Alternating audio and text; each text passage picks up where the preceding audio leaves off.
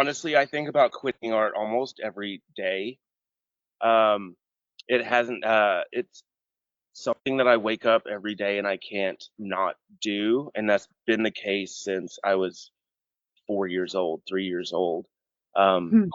and I like, it hasn't been like a fruitful career, despite like working prolifically for 25 years at it.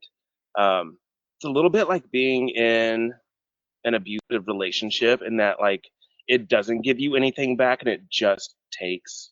It's like being in a relationship with a narcissist, like it doesn't give you anything, but it demands like every minute of your waking time. Um, and like my work is autobiographical. It like is almost like art therapy for me. So I do a lot of like really heavy work, a lot of processing, a lot of like internal deep dives, and talking about like really difficult things that have happened in my life. Um, and you put so much of yourself into it and you like work so hard at it, and it takes up so much of your time. And then at some point, the work is made. It takes like 2 years for a body of work to be made. And then Hmm. you put it out into the world and it usually gets met by people who like it. And then also, as far as the institutions go and the art market goes, it gets met by crickets. Nothing. You get no feedback. You get no positive reinforcement. You definitely don't get like financial reward from it. Um, and every month, my electricity's getting shut off, and I can't afford to get it turned back on. My internet's getting shut off, and I can't afford to get it turned back on. I'm having to like figure out how to live on $600 a month. Um, and so I think about quitting constantly, but it's not something I'm in control of. Uh, Hmm. I wake up every day and think about it. It's what I do. Uh, it's always what I've done. So, like, When you say you were 3 and 4, what did that look like? oh my gosh, my parents were so sweet, and they would get me these toys, these building block toys, and these little construction toys. And I would just build these like fantasy realms, these like imaginary fantasy realms. And also, like, I grew up as a child in the 80s, which is like peak Voltron, Thundercats, like all He-Man, all of the fantasy like cartoons. I was just like mainlining, that's like where my head, it was like for a creative kid, that was like the best possible scenario. So I was Yeah. constantly like in these like escapist fantasy worlds.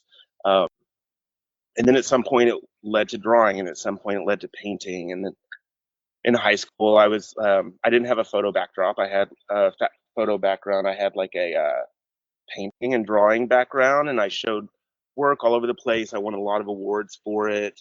Um, I got to show work at the Red Earth Festival and Powwow in Oklahoma City and won awards.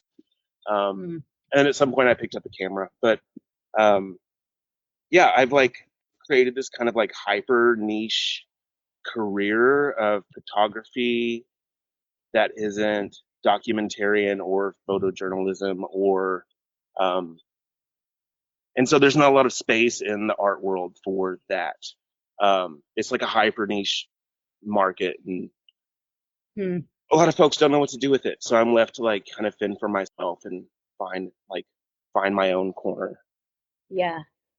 And it sounds like part of a way of not quitting has been, okay, well, I'm going to include this part of my practice can be in like a public art container, or Yes. like your like land work that's not disconnected from your photo work, that it's all blended together, but you're able to maybe say, okay, this chunk of it, I'm going to play in a garden in this way for this institution, for this nonprofit, and they're going to give me a grant. Like it feels like you've stayed true to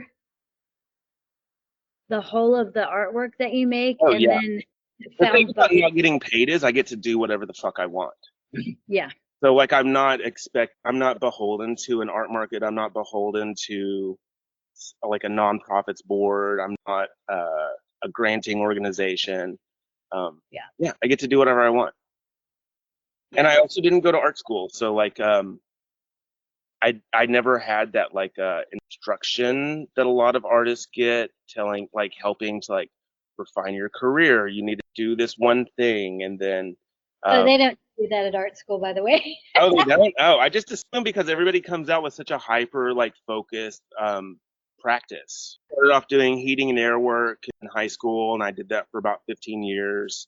I do currently do carpentry work, done plumbing, electrical. Fine furniture. I build furniture. I've worked on an oil rig, worked in factories. So as far as all of the like blue collar work that I've done, I think like as far as a secondary career, like if I gave up the art, I think I would probably just do carpentry and Mm, make furniture. One of my favorite parts about working in the construction industry is being able to like build something for someone, like either a deck for their house or putting in HVAC. Um, they use it and they use it for decades. And it's yeah. such a beautiful thing to like build something for someone that they benefit from every single day, Mm, very long time. And like the furniture I make is very well made. I apprenticed a wood sculptor back in the day, so everything's really beautiful. And they're like pieces that will get passed down through yeah. generations.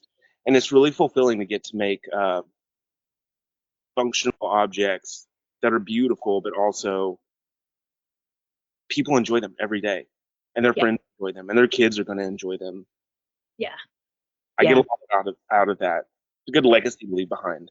I'm Yeah. still able to like go to houses in Oklahoma that I worked on 30 years ago, and what I did is still there, and they're still using it. Yeah, it's So, good. And it's like it's so functional. I just love that it increases everybody's quality of life. yeah. And it's not disconnected from what the where your sweet spot is for making artwork, in that it's long. It's like seasons long, years long, Yeah. Yeah, decades for sure. long. It takes for and like, if I'm building furniture, it is a long process. I apprenticed a wood sculptor who had like got his start in the 70s from the back to the land movement. He doesn't like to use power tools. It's a lot of like hand tools. He's very Luddite when it comes to that. And he's a perfectionist because like the woodworkers from the 70s were a whole movement under themselves. So I got to like, I watched the Woodwright Shop. oh, amazing. Speaking of like 80s TV for kids. Yeah, they were a whole breed unto themselves, like there were no shortcuts. You did it the old fashioned way with hand tools, chisels, like you do it right the first time. Yeah. And it takes forever. Yeah. But I love that it takes forever. It's so meditative. Yeah. And then to be able to take like so the furniture that I build, my neighbor, he's got a sawmill and he fells trees for the neighbors who are like if the trees fall and they're in the way, he'll come and clear them out, and so he'll take them to his mill and mill them up. So all of the wood that I get to work with, they were trees within half a mile of where I live now. Mhm.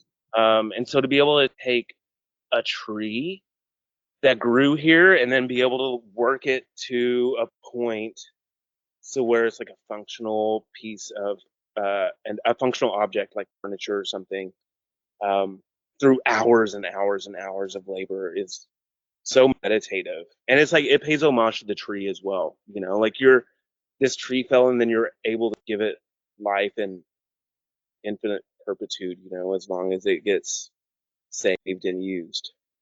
Oh, it's the giving tree. Yeah, it's the giving tree. Yeah, and it's like honoring the spirit and allowing it to like, live its legacy out. Yeah. Yeah. Mm. Maybe we're just the giving tree. Yeah, exactly. I mean, honestly, I can't not create stuff. That's just Yeah. like in my DNA. If I would have been born 2,000 years ago, this is what I would have done. If I was born 2,000 years in the future, this is also what I would have done. Artists existing in capitalism is a racket. It doesn't make any sense at all.